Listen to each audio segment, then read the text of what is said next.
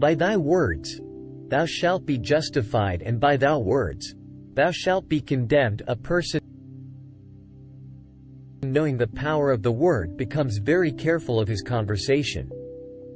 He has only to watch the reaction of his words to know that they do not return void through his spoken word. Man is continually making laws for himself. I knew a man who said, "I always miss a car. It invariably pulls out just as I arrive."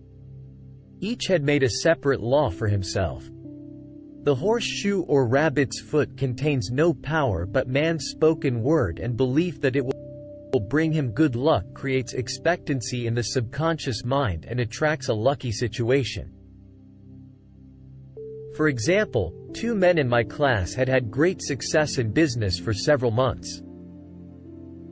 They decided to throw the lucky monkeys down a coal hole, and all went well. And that the object simply gives him a feeling of expectancy. I was with a friend one day who was in deep despair in crossing the street. She said God had sent her the horseshoe in order to keep up her courage.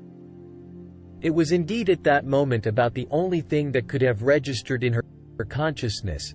Her hope became faith, and she ultimately made a wonderful demonstration. I wish to make the point clear that the men previously mentioned, they were depending on the monkeys alone. While this woman recognized the power back of the horseshoe. I know in my own case, it took a long while to get out of a belief that a certain thing brought disappointment. If the thing happened, disappointment invariably followed.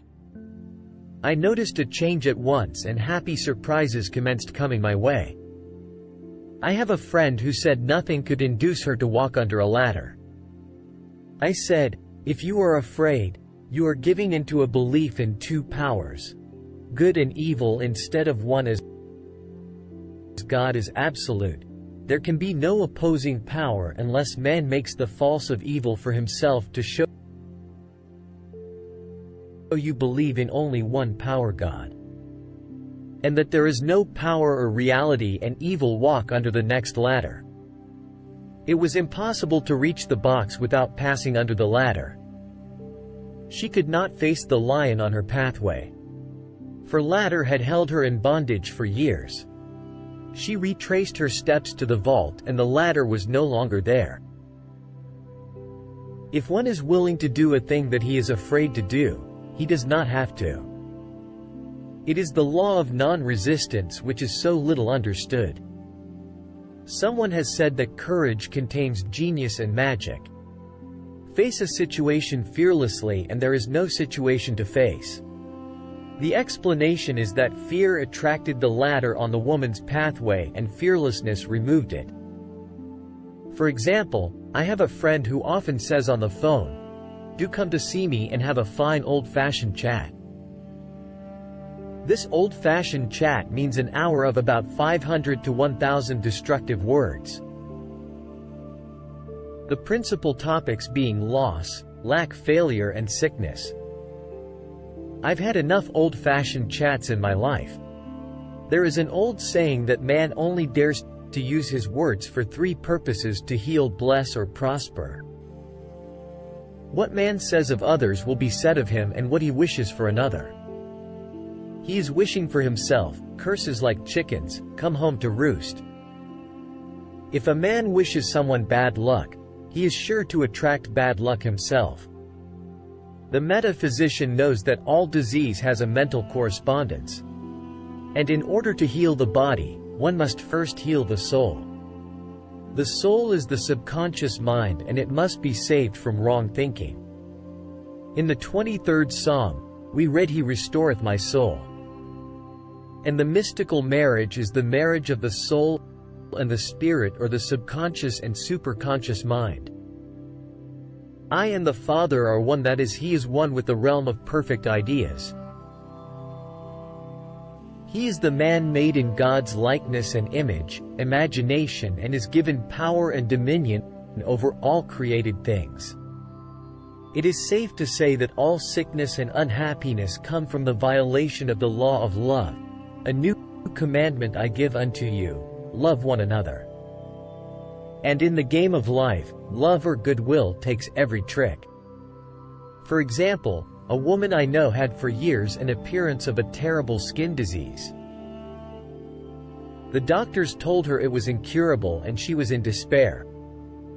She was on the stage and she feared she would soon have to give up her profession and she had no other means of support. And on the opening night made a great hit. She received flattering notices from the critics and was joyful and elated. The next day, she received a notice of dismissal. A man in the cast had been jealous of her success and had caused her to be sent away. She felt hatred and resentment, taking complete possession of her, and she cried out, "Oh God, don't let me hate that man." She said, "I soon came into a very deep silence. I seemed to be at peace with myself, with the man and with the whole world. I continued this for 2 following nights, and on the 3rd day, I found I was healed completely of the skin disease and asking for love or goodwill." She had fulfilled the law, for love is the fulfilling of the law, and the disease which came from the subconscious resentment was wiped out. As critical inharmonious thoughts cause unnatural deposits in the blood which settle in the joints. False growths are caused by jealousy, hatred, unforgiveness, fear, etc. Every disease is caused by a mind not at ease.